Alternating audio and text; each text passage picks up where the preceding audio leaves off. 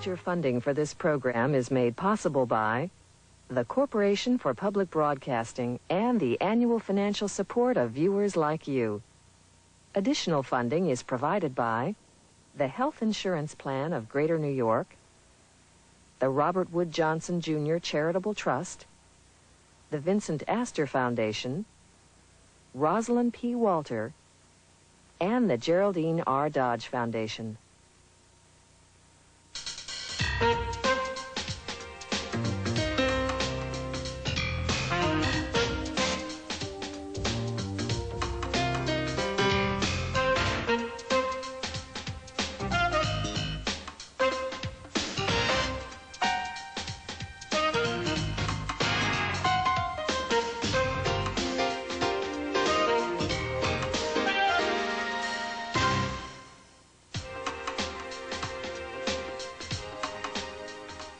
Welcome to our broadcast tonight. Feminist, legal scholar, and anti-pornography activist Catherine McKinnon. Also CBS sportscaster and former Davis Cup captain Tony Trabert. And Ralph Nader, founder of the Consumer Rights Movement. We begin with Catherine McKinnon. The University of Michigan law professor put sexual harassment on the legal map long before Anita Hill and Clarence Thomas brought the issue into the national spotlight. McKinnon laid the groundwork that helped make harassment illegal in the workplace. The Supreme Court accepted her theory on harassment in 1986, but while almost all feminists applaud her work here, many oppose her efforts to outlaw pornography. Her new book, Only Words, makes her case against protecting pornography as free speech, and I'm pleased to have her here to talk about that and some other issues more topical that she is interested in. Welcome back. Thank you. I'm thrilled to be back tonight, Charlie. Good to have you. We talked about, last time you were here, about your own interest, and I was pushing you to see, you know, what you thought we should do about Bosnia and about the rape in Bosnia that of so many women there. Right. At that time, you were asking and hoping that the administration would do more, and they haven't done more. They seemingly have not. Yeah. But what about the women, and what efforts are you making now for those people who've been victimized by this war? Well, I have been retained by Croatian and Muslim Bosnian women there to attempt to get them some international legal justice. So I've been working with bringing our own lawsuit against Radovan Karadzic for genocide, including rape, forced pregnancy, enforced prostitution as practices of genocide. When he was here last, we served him with process, so we have that suit going. This is the leader of the Bosnian Serbs. He's the leader of the Bosnian Serbs, that is, those Serbs who are attempting to overthrow the government. There are Serbs as well as Croats and Muslims who support their own government, the one they elected. But he's the leader of those who are engaging in the genocide directed from Serbia. For those who believe that power comes from the barrel of a gun, do you think this has any chance of ever having, bringing people to justice? Our lawsuit? Yes. Certainly does. The power that we have is the power of justice and the power of truth and the power of being right. And, you know, women who have been mass raped and been subjected to a whole range of genocidal practices, sexual atrocities, tortures of all kinds, mutilations, including being filmed for pornography while they were being violated and so on.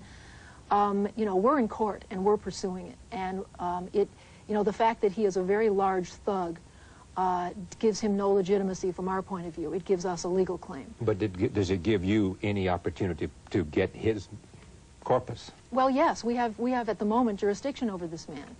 We served him legally when he was here, and the legal proceedings are now in process. So, you know, yes, it does. Give me some sense of the extent of the violation of women there, and whether it's on both sides, or is it 90% of Bosnian Serbs against the Muslim women? Who are those people who have been victimized? Well, your numbers are about right in terms of the percentages. Of course, always when there is war, women get the worst of it. Women and children get the brunt of it. But this is a war against civilians. I mean, it isn't just a war.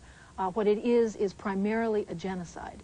It is an initiative by the Bosnian Serbs under Radovan Karadzic in collaboration with the Belgrade regime to destroy and take over Bosnia and Herzegovina. And it's war as an instrument of that.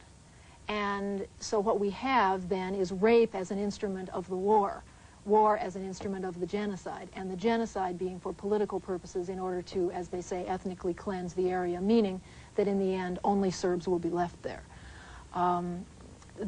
Because it's a war against the civilian population, it's not the way you usually see war or imagine war. You imagine two competing armies and people advancing and retreating back and forth into their territory.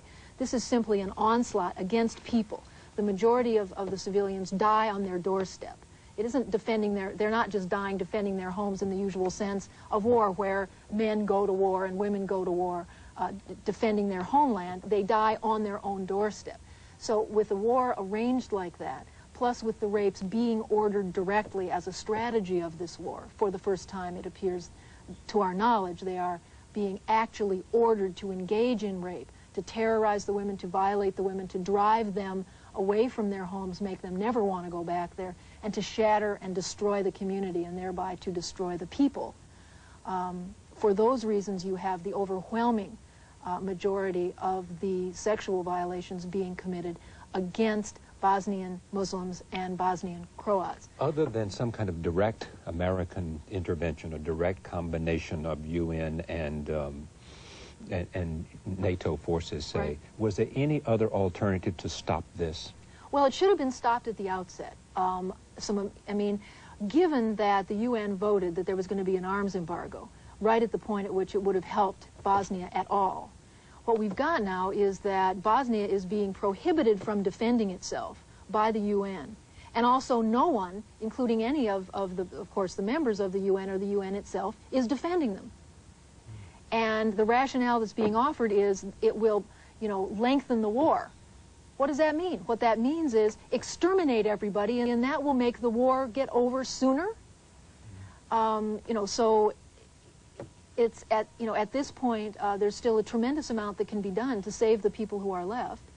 That all the military options are being discussed.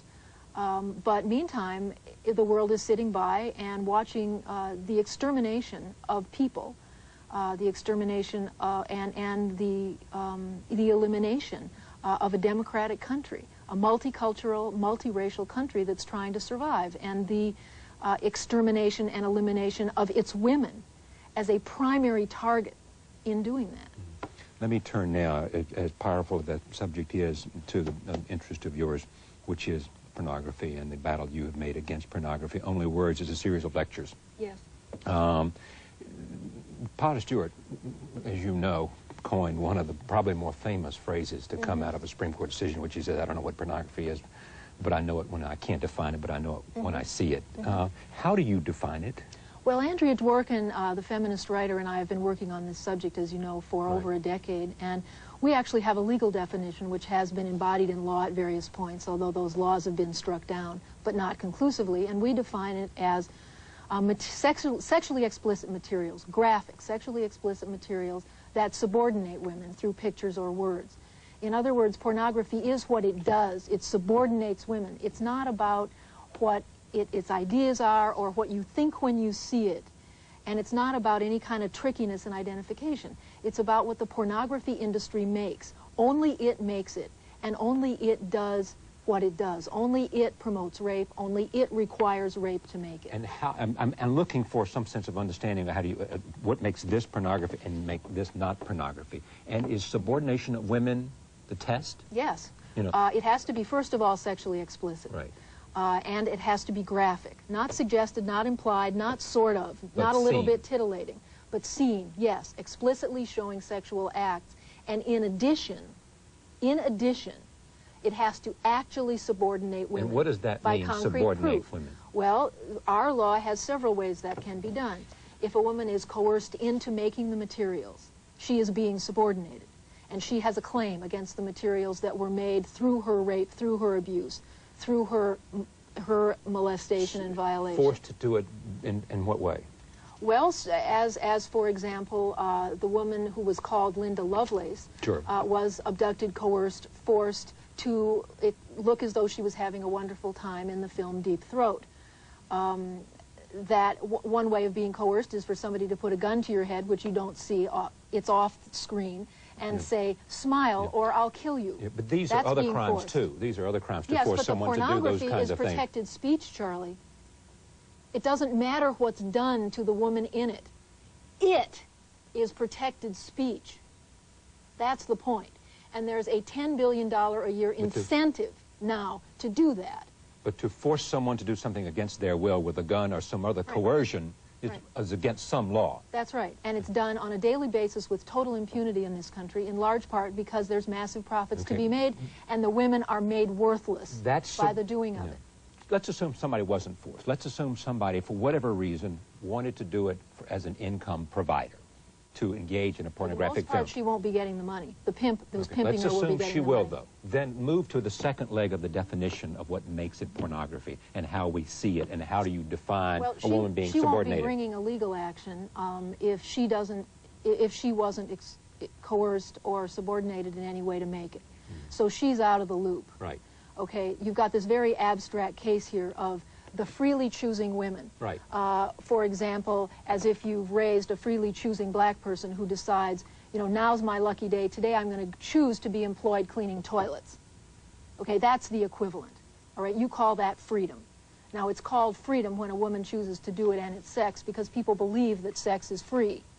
However, you know, what pornography is selling yourself for sex. And, you know, the idea of money is supposed to make it free. Well, usually when people have sex with another person and choose to do it, they're not being paid. It's free because you're not being paid. In other words, this is an arm of prostitution. But I understand your principal thrust to be, in terms of what, in these lectures, what your principal thrust is the violence that pornography, A, does to those people who engage in it.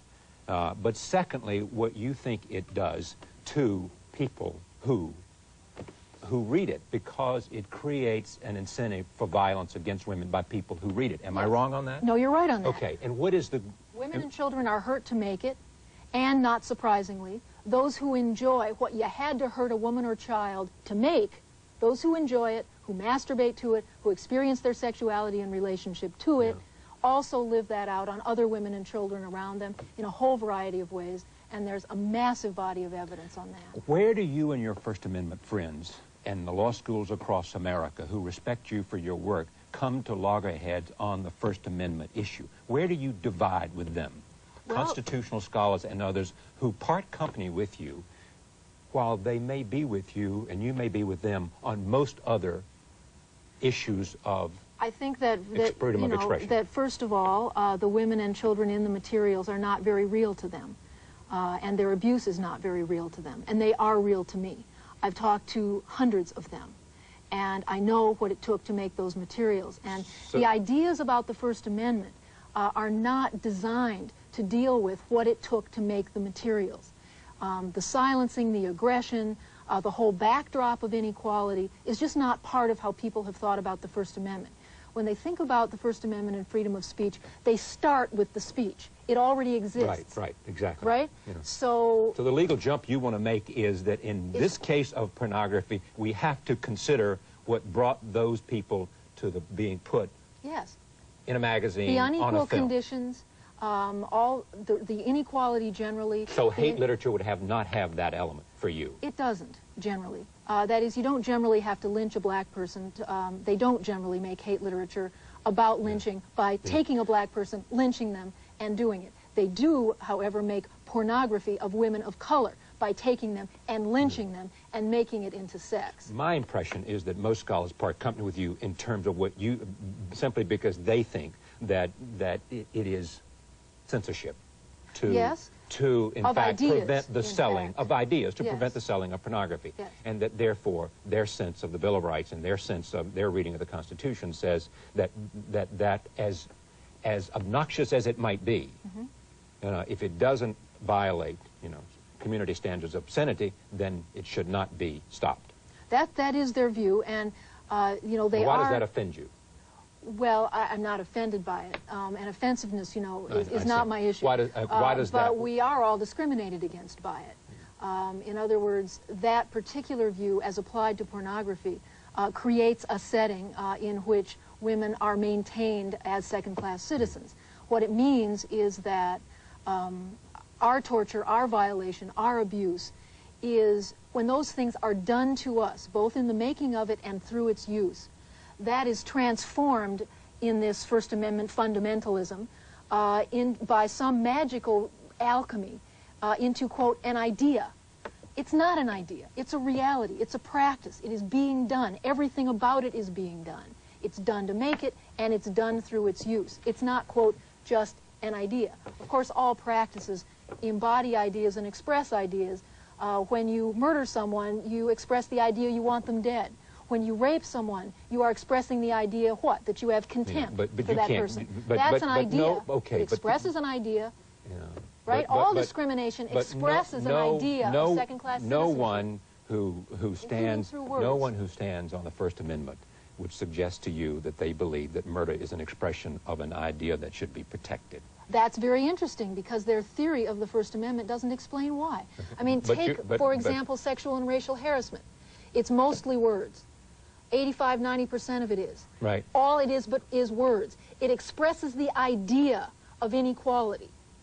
But yet, it is civilly actionable as discrimination on the basis of sex and on the basis of race. Because the words have conduct. The words imply conduct. No, they are understood implicitly as conduct, to the point where the First Amendment advocates have never said, if someone says to a woman, a student, sleep with me and I'll give you an A, right, for example, right, that's First Amendment protected speech. No one says that. No one says that. Right. But why not? There's nothing in their theory of speech that says it shouldn't be. It expresses an idea.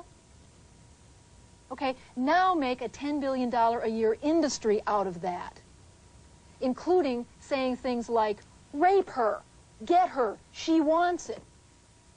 Some would retreat to this argument that you cannot distinguish in pornography between those that somehow there is an expression of some kind of art or some kind of expression of art, therefore, and that if you, and for example, you sometimes might very well find yourself in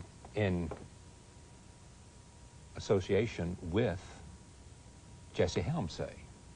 Well, it's interesting that we never have been, since for 10 years not on any people issue have been in saying terms of this what, to us. Yeah.